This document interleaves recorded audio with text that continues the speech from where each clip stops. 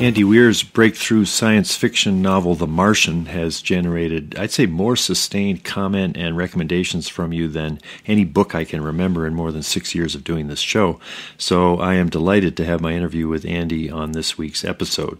As we are setting up our Skype connection between here in Denver and his home in Mountain View, California, on Tuesday, January 20th, I spotted a cat lounging luxuriously on the back of a couch behind him.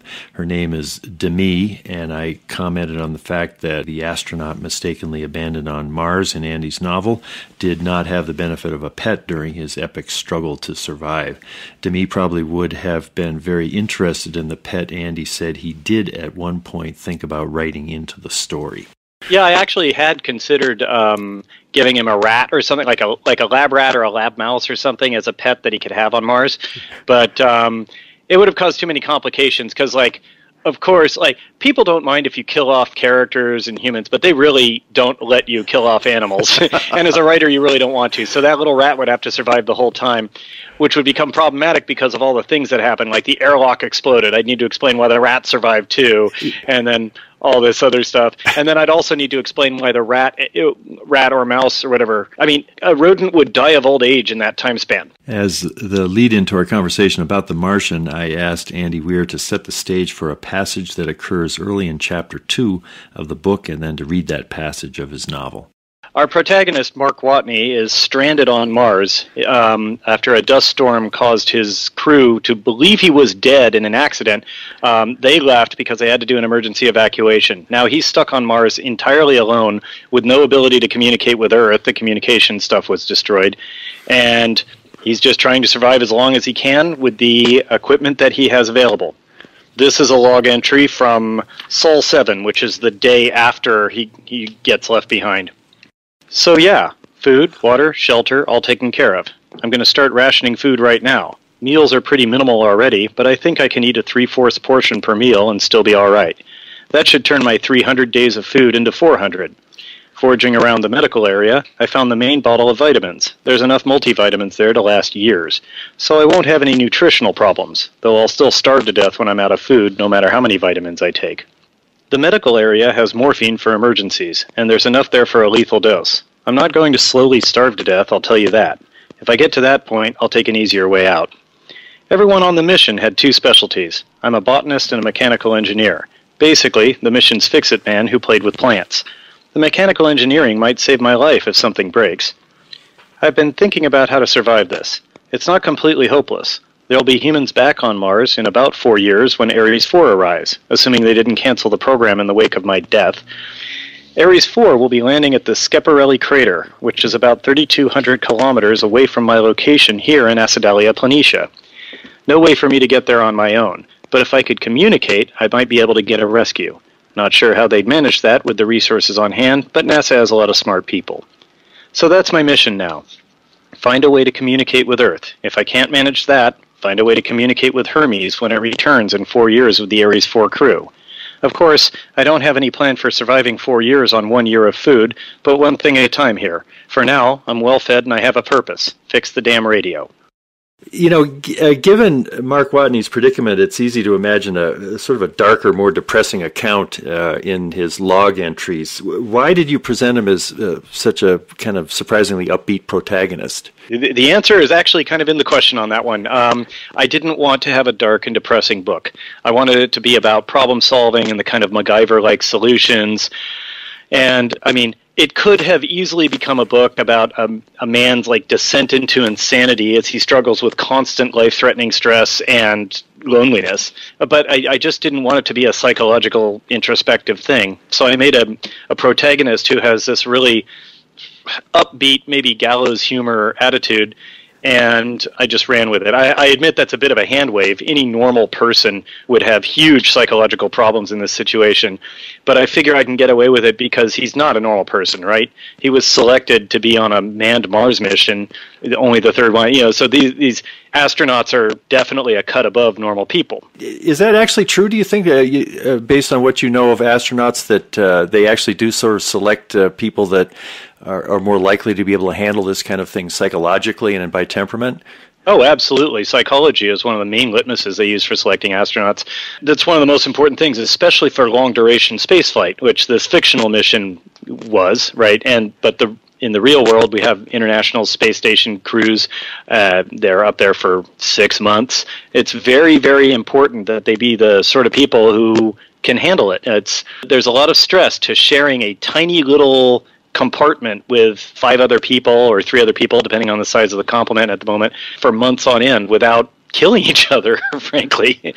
I've had more people recommend this book to me who listen to the podcast, and it's not just, oh, you should interview this guy. It's basically, you must read this book. You must have this guy on the show. There's just a lot of people who seem to be recommending it, not just because it's great sci-fi, but there's just, they want you to read it. And I've wondered if it's because by portraying him as sort of, you've called him, it's like if your barber went to Mars, he kind of an ordinary guy, but the resilience and the humor of him turns out to just be inspiring on a more human level. Do you think that's maybe what accounts for the amazing success of this book and the word of mouth it's had?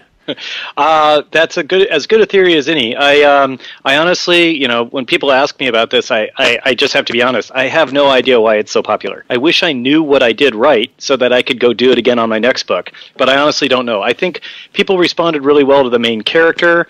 They like humor. They like a smart ass. Everybody likes a smart ass. You have an immediate tendency to unambiguously root for a guy who's struggling against nature.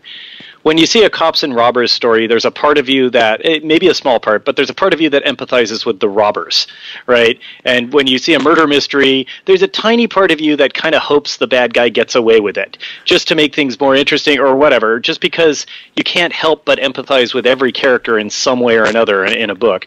There's no antagonist other than nature. The entire march of human civilization has been us versus nature, right? So you immediately and unreservedly root for the main character. I think that's part of it. But this is just me analyzing things after the fact. None of this was, I didn't sit down and say, here's what I'm going to do. I just kind of bungled into this. So I'm really happy about it, but I don't quite know what I did right.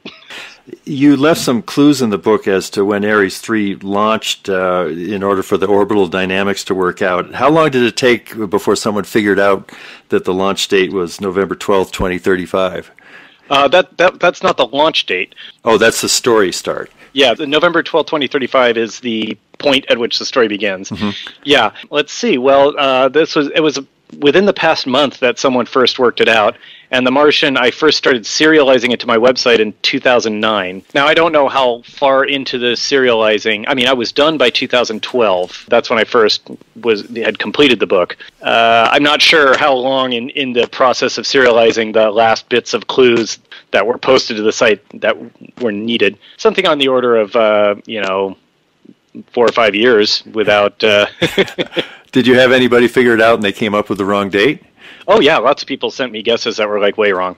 But this guy, I think his name is Kenny Ray. Yeah. I posted about it on my Facebook because he was the first person to get it right, and he got it absolutely right, to the day.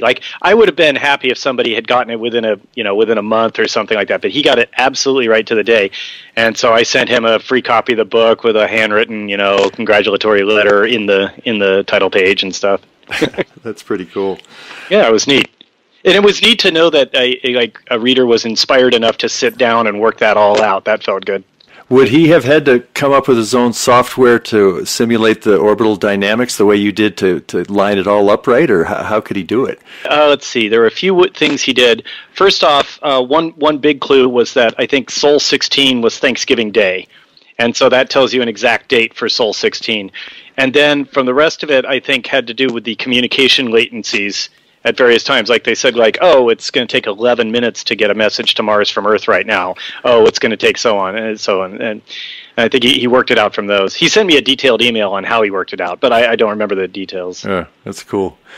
Now, Mark he's very busy trying to survive, but there's also a lot of downtime, and one of the things he does in addition to listening to the dreaded disco music is he's reading ebooks.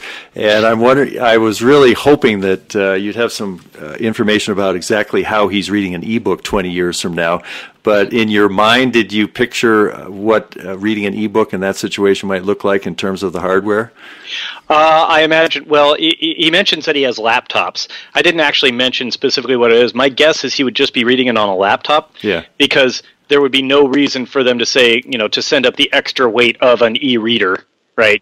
So he was probably just reading it on a laptop. And the books that he was reading were, well, from the context of 2035, really old. Like he was reading Agatha Christie novels and stuff like that. So literally 100 years old. I think about a year ago, you said that you were still reading on physical books, but that if the right e-reader came along, you might tumble to it and never go back. Where are you on your evolution as a reader yourself?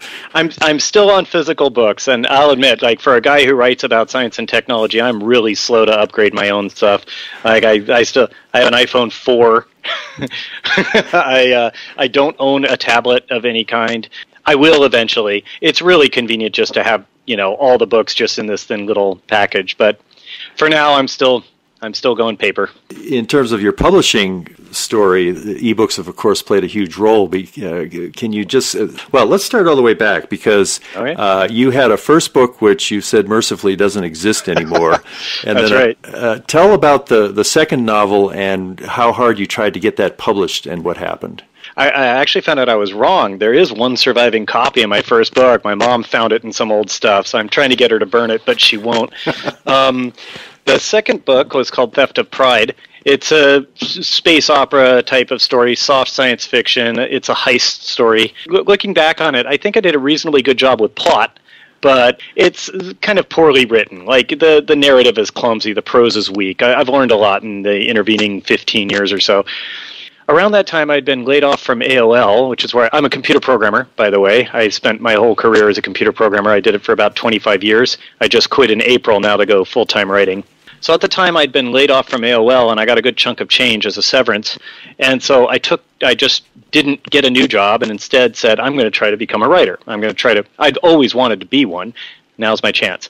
So I went ahead and I wrote this book, Theft of Pride, and I finished it and edited it and all that stuff like that. And from there, it's the standard writer experience of like I sent it out to lots of people. I couldn't get any agents interested. I certainly couldn't get publishers interested, but also couldn't get agents. That's when I learned the hard part is getting an agent, not And after 3 years of not being able to get any interest, I gave up and went back to computer programming. And it was kind of bittersweet, but I felt good about it because at the time I thought, well, I gave it a try. I'm not going to have to spend the rest of my life wondering what if, I gave it a whirl, and now I'm going back to a well-paying, lucrative career. I wasn't that upset about it. And I decided I'd just write as a hobby. And so since then, I've been writing and posting stories to my website. I made some comics, web comics, short stories, and then one of the things I worked on was The Martian, which was a serial that I posted to my site one chapter at a time. I started that in 2009. Over the next 3 years, I just posted all the chapters and I finished the story. I had about 2,000 or 3,000 regular readers on my site, based on the size of the mailing list, and they liked it. They would send me feedback. That was really useful because my readers are scientifically minded people, also known as dorks, like me, and they would point out scientific errors, anything that I got wrong. So I'm like, oh, okay, well, here's the chemistry for how he's doing, and someone's like, nope, got that dead wrong. Here's the chemistry for how you should do it. And I'm like, thanks, reader, and then I correct it in the serial. And so I had this great, I guess, like beta test program for my book. Got lots of feedback. It was awesome. I love my readers. Then I finished, and I thought, like, okay, well, I'm done with that, and I'm going to move on to my next serial or something. But I got people emailing me saying, like, hey, I like The Martian a lot, but I hate reading it on a web page. Can you make it into an e-reader format? And I'm like, sure. So I figure out how to do that, and I do it, and I post it to my site and say, like, here it is in EPUB format and Mobi format. Knock yourself out, free download, go to town. Some people were happy with that, but I got email from other people who said, oh, I love that it's available for free as an e-reader, but I'm not very technically savvy, and I don't know how to download a file from the internet and put it onto my e-reader. Can you just put it on Kindle so I can just get it through their architecture?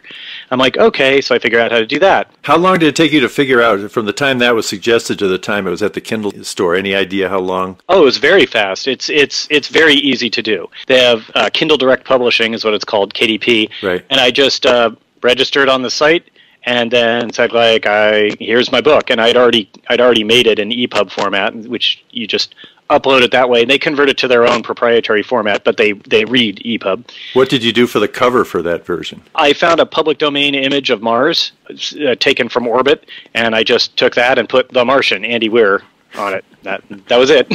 Okay, then what happened? So I posted it to Kindle. Kindle, so they don't charge you anything, and there's no barriers to entry. They wait. I think there's like 24 to 48 hours after you initially post it before it starts to be available on their site, because they want to scan through it to make sure it's not a bunch of goat porn or something, right?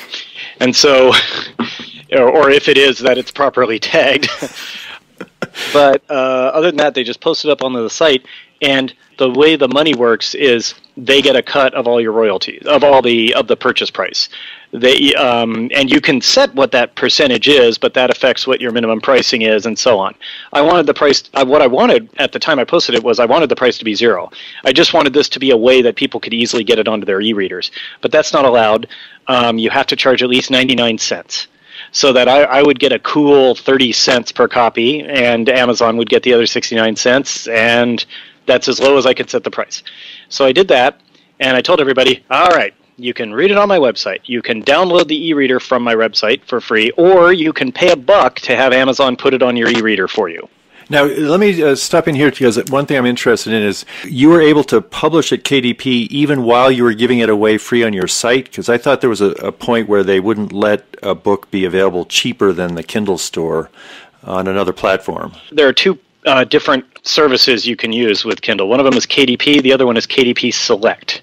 Right. KDP has a very loose contract that's just like they don't care what else you do with it. KDP Select has a much more stringent contract. I think it's like you said. I think at the time I did it, they might have even wanted exclusive digital rights for a certain amount of time. But with KDP Select, you get more other stuff. For starters, you get a larger share of the purchase price. I'm not sure, because I didn't do it, so I'm not sure, but I think it's easier to get them to advertise your book or place it in lists of, might also like kind of stuff. I'm not sure. So you went with KDP non-select because that way you could keep giving it away on your site. Correct. That's actually why I chose it. Then what happened?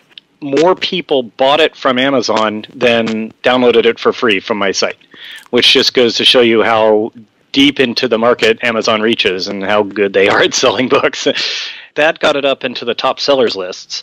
And so it got up to in the top 10 sci-fi titles. And that really starts to snowball, because once you're there, people are like, oh, I want a new book. I don't know what I want. I want something sci-fi. What are the top 10 sellers in sci-fi? Once you break into that list, you start to really sell a lot. Once it got up toward the top of the list, then Book Scouts started reading it.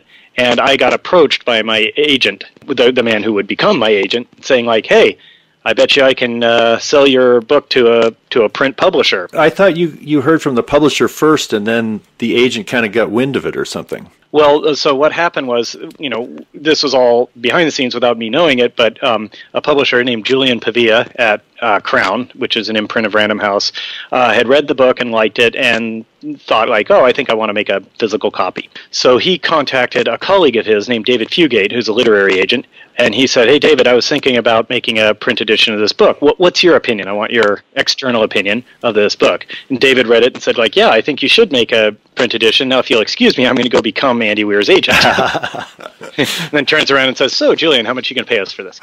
That's when I heard from David Fugate. And so it was, and I tell that story that way because it's kind of funny. But just to be fair, Julian told David about this because he said, he was thinking, well, I'm probably going to be making this guy an offer on his book, so he should have an agent. Oh, that's good. So I mean, it wasn't like there is nothing undue. He didn't regret that conversation. No, right? He figured that's what would happen. I see. Yeah, one thing I've found is that like everybody I've interacted with in the publishing industry is intensely ethical. Like I'm surprised. I'm very pleasantly surprised. I was worried I'm entering this world of big business and big money and stuff like that, but everybody's just really focused on being good people. It's really interesting. That's cool. Anyway, so David, I just got an email from David saying like, "Hey, I bet you I can sell your book to a print publisher. Do you need an agent? Do you have one?" And I looked him up to make sure he's a real literary agent, and he really is. And so I said, "Yes, you can be my agent." So after 3 years earlier in life of just constantly searching for an agent and getting rejections, one comes knocking on my door, and then a publishing deal comes knocking on my door, and then at the same time we got contacted for the movie rights. Ultimately, the deal with Fox, the 20th Century Fox, who's making the movie, that deal came through within 4 days of the print deal. That was an eventful week for me. Wow.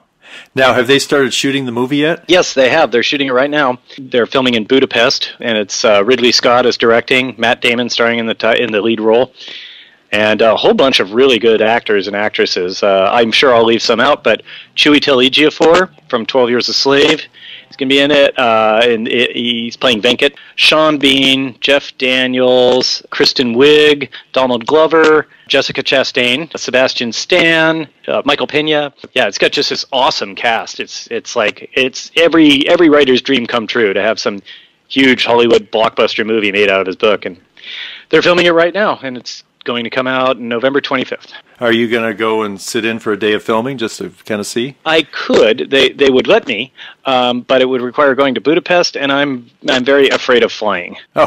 Which is, I admit, ironic. Yeah, I know. I write about it. I write about other people who are brave, but I myself am not. Well, now you've had deep experience on the self-publishing side and the big publisher side. In fact, the biggest, Random House. What would you say are the advantages and disadvantages of self-publishing versus your experience with a big publisher? Well, it all comes down to your own personality type. So what's best for you on that decision, and that's the biggest decision a writer can make from a business standpoint.